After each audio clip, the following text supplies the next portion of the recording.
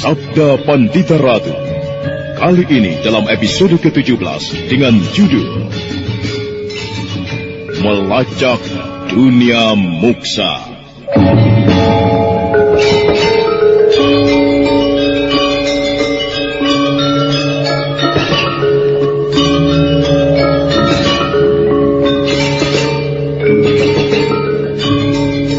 Dalam seri ke-509 ini dengan para pemain Norman sebagai Badrawati, Heri Fadli sebagai Kamaswara, Wenda Lubis sebagai Lare Angon, Naryo sebagai Bresima, dan Asti Suhastra, pengantar cerita. Kamaswara dan Wasi Bresima berjalan mengitari telaga menuju ke Babakan.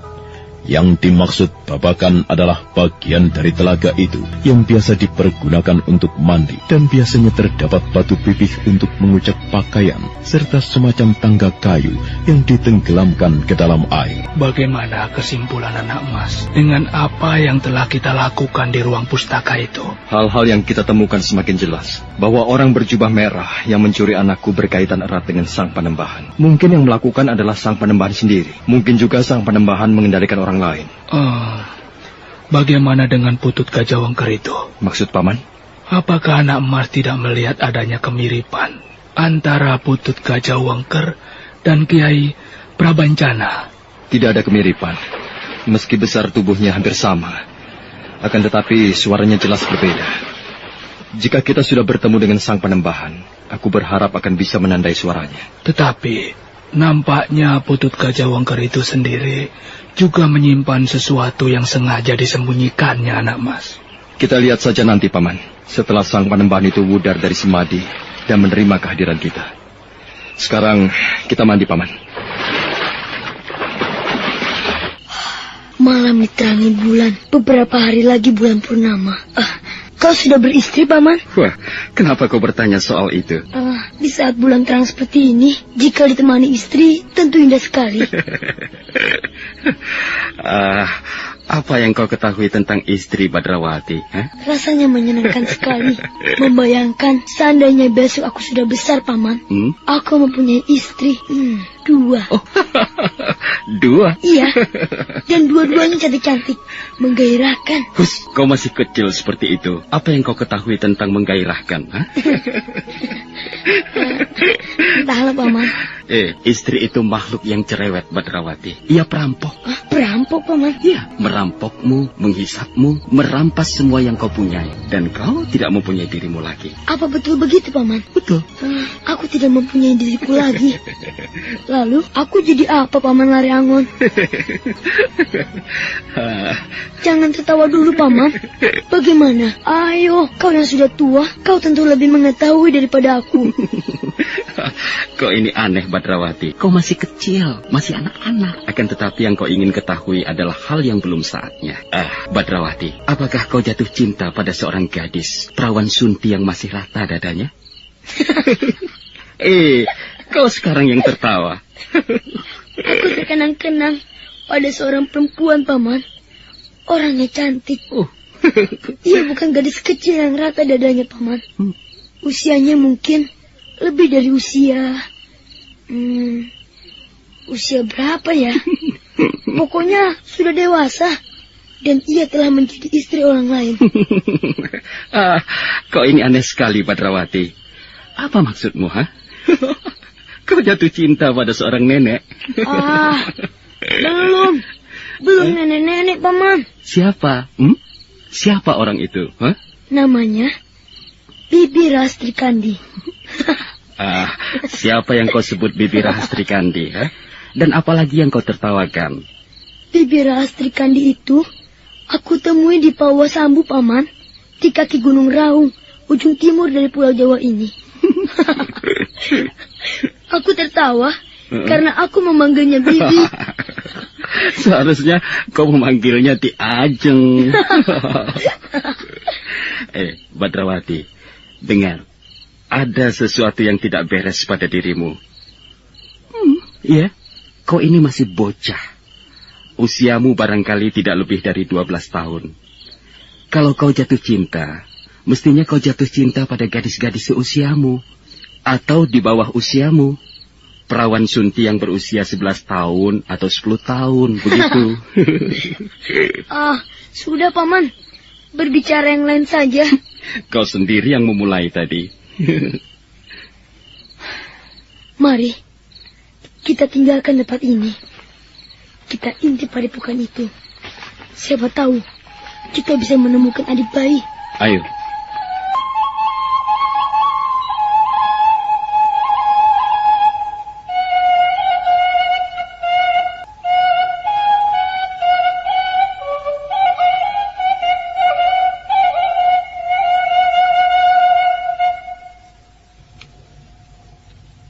Bulan beranjak naik. Meski masih beberapa hari lagi bulan itu mencapai bulat sempurna atau purnama, tetapi cahayanya mampu membuat mata sanggup memandang garis-garis bukit di kejauhan. Badrawati dan Lare Angon, dua orang di antara orang-orang yang memiliki Raja Kalacakra, dan dengan demikian tidak bisa ingkar dari takdir, harus melindungi para Meswara, melangkah mendaki bukit menyibak semak dan belukar. Kedua orang yang berbeda umur, seorang masih bocah dan seorang lagi sudah dewasa itu, terus berjalan sambil ada kalanya bersenda gurau. Namun tiba-tiba,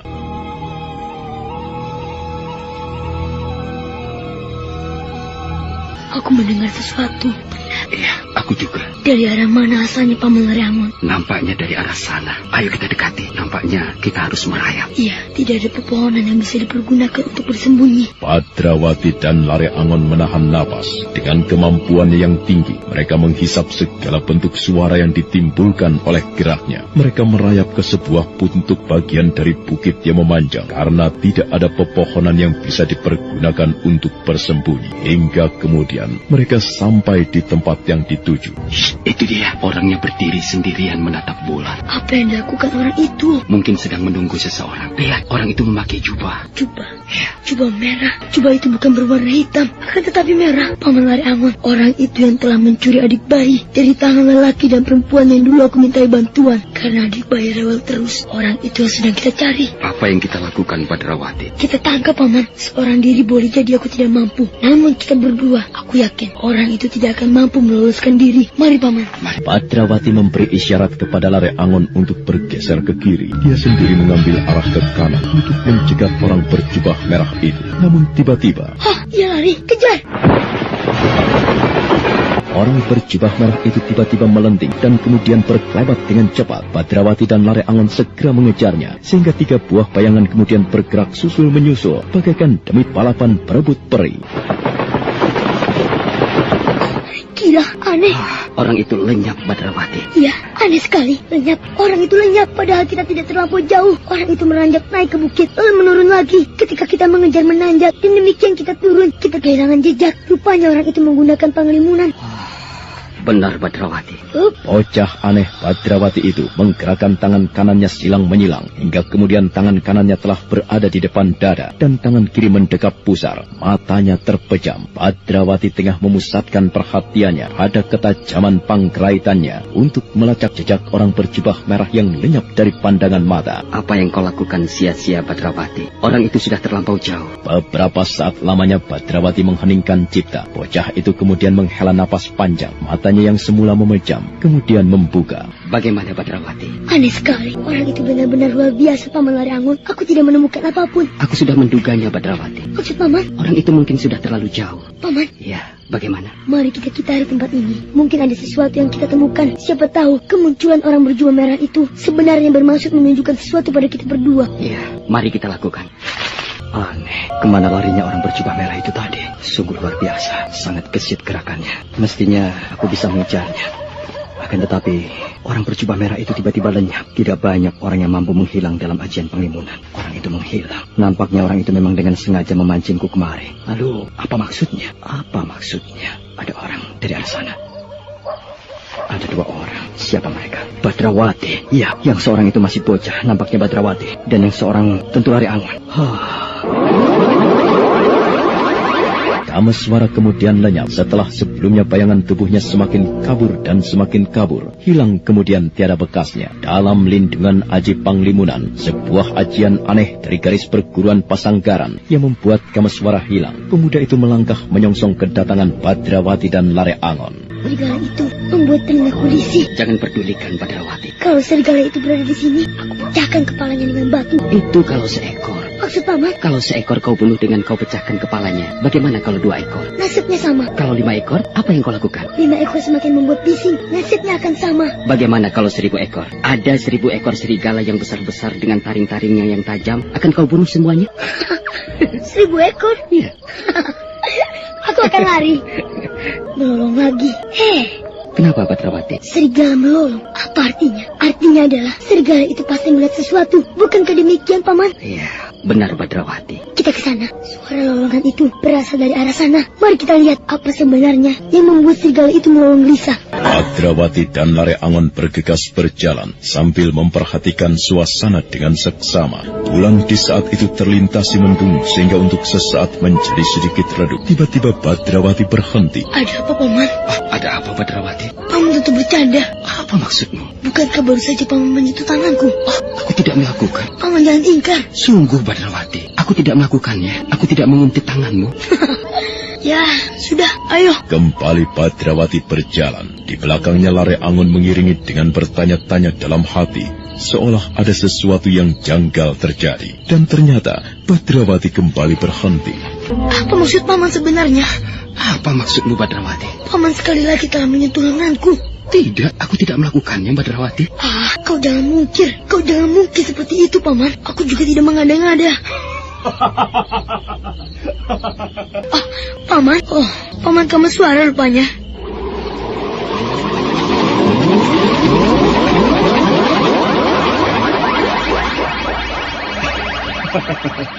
Jangan marah, Badrawati. Hampir saja aku marah. Dan aku telah terlanjur menduga Paman Lare Angon yang bermain-main denganku. Untung Paman Kameswara menampakkan diri. Coba kalau tidak, Paman Lare Angon akan hancur lebur. Apa? Kaukah yang baru saja mempermainkan kami berdua? Maksudmu? Kau yang menyamar sebagai orang berjubah merah? Jadi... Aku yakin bukan Paman Kameswara. Apakah telah terjadi sesuatu pada kalian berdua? Benarkah demikian?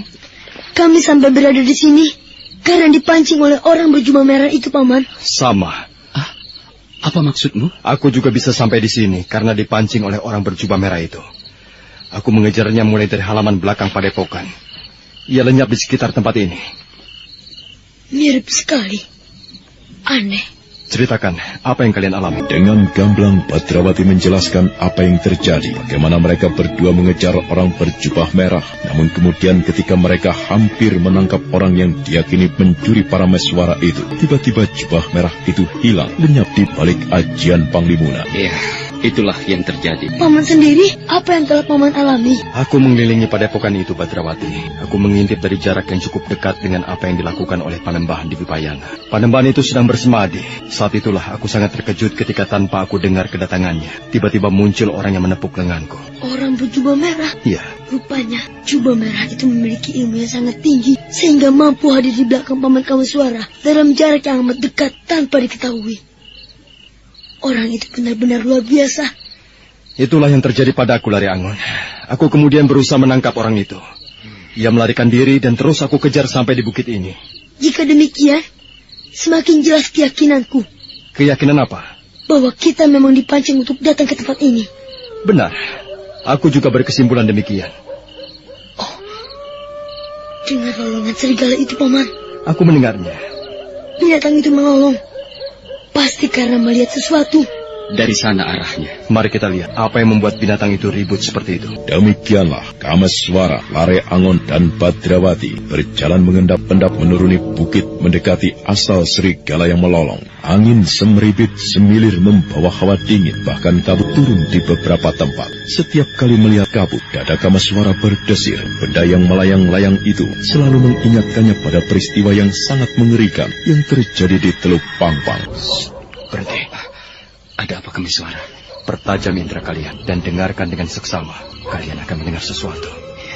aku telah mendengarnya. Apakah suara seperti kayu terbakar? Benar, suara gemeretak kayu terbakar yang terbawa angin, serta suara-suara tak jelas. Arah suara itu dari sana. Ayah, kita berbelok. Lihat tempat yang agak tinggi itu. Kita bisa melihat apa yang terjadi dengan leluasa dari arah sana. Baik, ada perapian di sana. Ini rupanya yang menjadi jawabnya. Orang berjubah merah itu memancing kita semua untuk datang ke tempat ini adalah untuk menyaksikan apa yang dilakukan oleh orang yang membuat perapian itu. Kita dekati tempat itu. Ayo, tetapi gunakan kemampuan menyerap segala bentuk suara yang kita timbulkan. Jika yang membuat perapian itu berilmu tinggi, apalagi jika yang membuat api itu adalah umat durga para bandari, maka ia bisa mengetahui kehadiran kita jika kita tidak berhati-hati.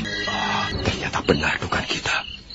Yang berada di dekat perapian itu adalah umat durga para bandari. Apa yang sedang dilakukan itu, Paman? Barangkali sebuah upacara, Badrawati. Lalu, apa tujuan upacara yang dilakukan perempuan iblis itu? Untuk mengetahui, barangkali kau perlu menemui perempuan itu dan bertanya langsung, Badrawati. Dalam keadaan seperti ini, Paman masih sempat-sempatnya bercanda. Tenanglah. Paman, lihat. Orang berjubah merah. Ia menonton pula, Paman. Apa yang kita lakukan? Kita dekati orang itu? Tidak mungkin, Badrawati. Lalu, bagaimana dengan kita? Jelas, orang berjubah merah itu memancing kita untuk menyaksikan apa yang dilakukan durga para bandari. Kita jangan berbuat apapun lebih dulu. Kita menyaksikan apa yang akan terjadi. Ingat, Badrawati, meskipun orang berjubah merah itu yang telah mengambil Parameswara anakku, namun nampaknya ia bermaksud baik. Bahkan apa yang dilakukannya dengan memancing kita untuk datang ke tempat ini, nampaknya juga dengan maksud yang baik. Lihat, perempuan itu telah mulai. Nampaknya kita akan menyaksikan tontonan yang menggairahkan. Gila. Apa yang dilakukan itu, Paman? Kau masih terlampau anak-anak untuk menyaksikan apa yang diperbuat perempuan itu, Badrawati. Pakaiannya dilepas. Iya. Mandi api. Mandi api? Wongnya dan mandi menggunakan api, bukan air. Apa yang dilakukan perempuan itu merupakan bentuk dari sebuah upacara pemujaan. Apa yang akan dilakukannya? Apa yang akan dilakukannya? Harus dicegah. Apa, Paman? Upacara itu harus dicegah. Badrawati dan Lare Angon merasa heran dengan sikap Kameswara. Kedua orang berbeda usia itu memandang Kameswara tidak berkedip, tetapi Kameswara sendiri memandang pada apa yang dilakukan oleh umat durga dengan tidak berkedip pula. Sesaat kemudian, Kameswara menoleh ke arah yang lain, yaitu kepada orang berjubah merah yang masih juga berdiri di tempatnya. Nampaknya kau mengetahui sesuatu, Kameswara. Bagaimana, Paman? Nampaknya Paman mengetahui sesuatu. Apa arti upacara yang dilakukan perempuan itu? Tadi siang, di Padepokan, aku membaca sebuah rontal yang khusus menceritakan sepak terjang perempuan bernama Warakenyang itu. Kitab yang dikarang oleh Pujangga Sangsari dari Kedatuan Mataram. Dalam rontal itu, diceritakan pula upacara-upacara aneh yang dilakukan Warakenyang. Lalu, apa artinya, Paman? Apa tujuan perempuan itu dengan upacara yang aneh yang dilakukannya? Sebuah upacara teluh yang sangat ganas. Mari kita merayap mendekat. Kita harus mencegah. Kameswara, Badrawati, Lare Angon melangkah mendekat hingga kemudian mereka berada dalam jarak pandang yang semakin jelas. Ketiga orang itu bersembunyi di belakang sebuah batu sebesar gajah yang tergeletak. Ada kemungkinan batu itu adalah bekas muntahan Gunung Gangsir yang pernah murka. Sementara itu, perapian yang dibuat Nyai Durga para bandari seperti lidah api yang menari-nari. Perempuan bermata tiga itu tenggelam di dalamnya. Dengan sikap yang menggetarkan, kedua tangannya meliuk-liuk dan beberapa saat lamanya hal itu dilakukannya. Umat Durga kemudian keluar dari kobaran. Apalagi yang akan diperbuat oleh perempuan itu, Paman Kameswara? Kita akan segera mengetahuinya, Badrawati. Kita akan segera tahu siapa yang akan dijadikan sasarannya. Tentu adik bayi. Orang itu tidak ada. Kemana perginya? Sesaat yang lalu masih berada di situ. Sekarang hilang. Lalu bagaimana, Paman? Aku akan mendekati perempuan itu. Kameswara kemudian menghela napas panjang. Matanya kemudian memejam. Dan tidak membutuhkan waktu yang terlampau lama, Kameswara kemudian lenyap tidak diketahui kemana rimbanya. Haji Panglimunan menyebabkan pemuda yang resah memikirkan anak lelakinya itu menghilang. Badrawati dan Lare Angon saling pandang. Kita akan menyaksikan sebuah tontonan yang menarik, Paman. Jangan hanya menjadi penonton, Badrawati. Inilah kesempatan yang bagus untuk menumpas perempuan itu. Paman benar. Iya, inilah saatnya menumpasnya. Aku berharap aku mampu melakukannya. Waktu bergerak lewat, api tidak semakin surut, namun semakin berkobar. Ujung lidah api nampak kemerah-merahan tidak wajar. Durga Parabandari kemudian duduk bersimpuh menghadap ke arah api. Tangannya bergerak-gerak liar. Aneh, api pun semakin berkobar. Dan betapa terperanjatnya Badrawati ketika kemudian dia melihat sesuatu telah berada di pangkuan perempuan pemuja setan itu. Bayi. Kurang ajar. Bagaikan disengat oleh kalajengking, Badrawati terkejut sekali melihat di pangkuan umat Durga Parabandari telah ada seorang bayi. Kaki bayi itu nampak bergerak-gerak. Badrawati nyaris meloncat karena tidak bisa menguasai diri, tetapi Lare Angon mencengkeram tangannya. Nah, apa sebenarnya yang dilakukan oleh umat Durga Parabandari? Dan bayi siapakah yang berada di pangkuannya? Serta apa peran orang berjubah merah? Saudara pendengar, untuk mengetahui jawabannya, ikutilah kelanjutan kisah ini dalam seri berikutnya pada episode yang akan datang. Sampai jumpa.